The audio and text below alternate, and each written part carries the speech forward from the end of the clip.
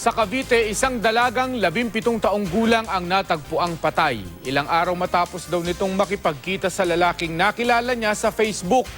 Sa Laguna naman, nahulikam ang pananaksak ng isang lalaki sa kanyang amain. Yan at iba pang balita sa Luzon, hatid ni Alfie Tulagan. Kitang-kita sa kuha ng CCTV na ito ang walang habas na pananaksak at pagpatay sa balot vendor na si Juanito Moralita sa Santa Rosa, Laguna. 4 na saksak ang tinamo ng biktima. Ang suspect, ang stepson niyang si Jeffrey Del Monte. Sinabi niya, bakit ganyan na lang lagi araw-araw? Hindi man lang kayo marunong magligpit. Kumakain kayo, nagsasaing kayo, hindi kayo marunong magligpit.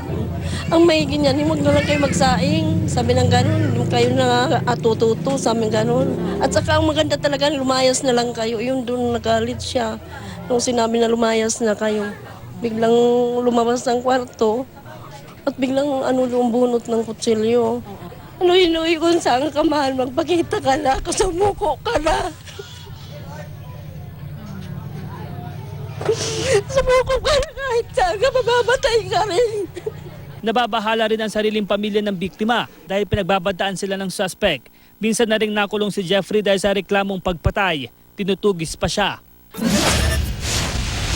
Natagpo ang wala ng buhay sa tabing ilog sa Indang, Cavite ang 17 anyos na si Melissa Magracia.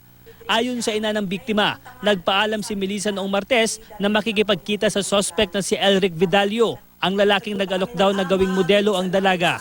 Nakilala raw ng biktima ang suspect sa Facebook.